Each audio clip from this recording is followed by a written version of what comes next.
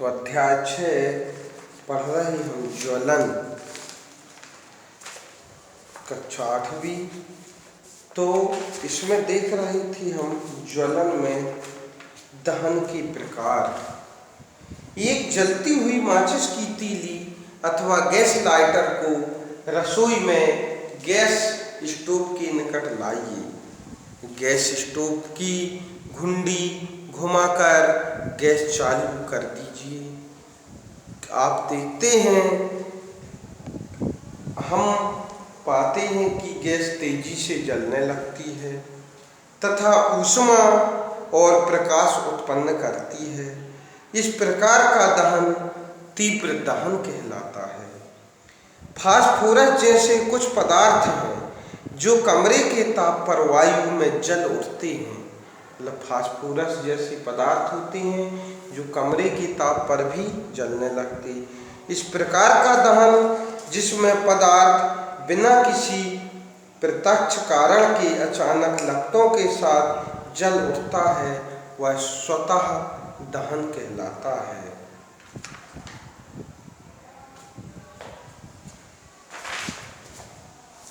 हम त्योहारों पर अक्सर आतिशबाजी करते हैं।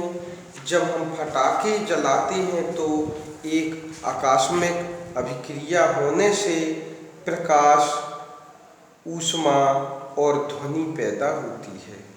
अभिक्रिया में बनी गैस बड़ी मात्रा में निकलती है।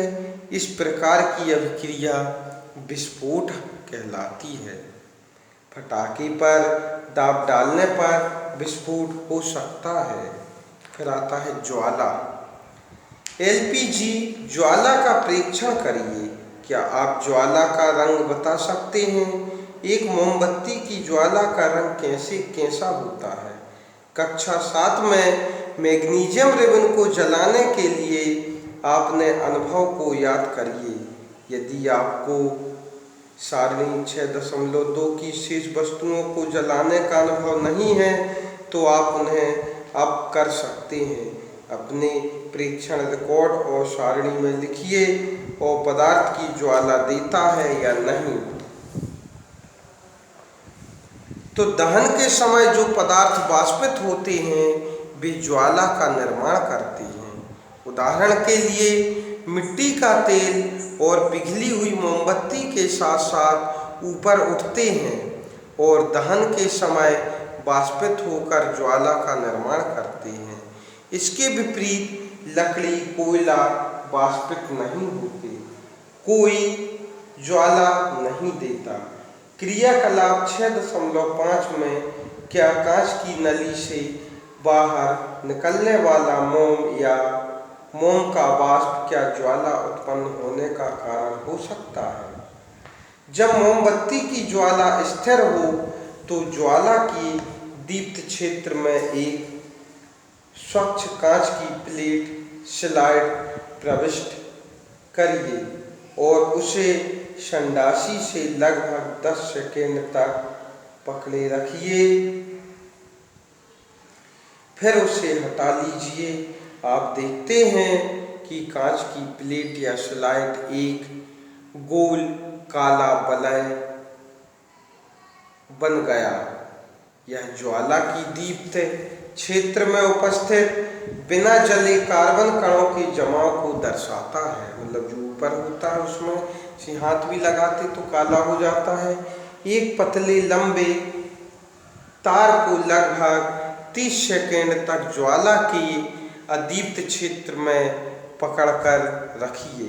ध्यान दीजिए कि तार का भाग जो ज्वाला के कुछ ही बाहर रक्त तप्त हो जाता है। क्या यह दर्शाता है कि ज्वाला के अदीप्त क्षेत्र का ताप बहुत अधिक है? वास्तव में ज्वाला का यह सबसे अधिक गर्म होता है। यह भाग सबसे अधिक गर्म होता है। सोना और चांदी को पिघलाने के लिए सुनार धातु की फुकनी से ज्वाला के सबसे बाहरी भाग को ही फूंकते हैं। वे ज्वाला के सबसे बाहरी भाग का उपयोग करते हैं। फिर आता है ईंधन क्या है। याद करिए कि घरेलू और औद्योगिक उपयोगों से संबंधित ऊष्मा ऊर्जा के प्रमुख स्रोत लकड़ी, काष्ठ कोयला, पेट्रोल, मिट्टी का तेल आदि ये पदार्थ ईंधन कहलाते हैं। अच्छा ईंधन वह है जो सहज उपलब्ध हो जाता है, मतलब जो आसानी से मिल जाता है, वह अच्छा ईंधन के गुण हैं। और वह सस्ता होता है, मतलब सस्ता भी होना चाहिए, और वायु में सामान्य दर से सुगमता पूर्वक जलता हो, मतलब अच्छी तरह से जलता, अधिक मात्रा में ऊष्मा भी उत्पन्न करता हो, यह जलने के उपरांत कोई अवांछनीय पदार्थ नहीं छोड़ता हो, तो यह अच्छे ईंधन के गुण हैं। संभवतः ऐसा कोई भी ईंधन नहीं है जिसे एक आदर्श ईंधन माना जा सके। हमें ऐसा ईंधन ढूंढना चाहिए जो किसी विशिष्ट उपयोग की अधिकांश आवश्यकताएं पूरी करता हो। ईंधन के मूल्यों में भिन्नता होती है। कुछ ईंधन अन्य ईंधनों की अपेक्षा सस्ते होते हैं।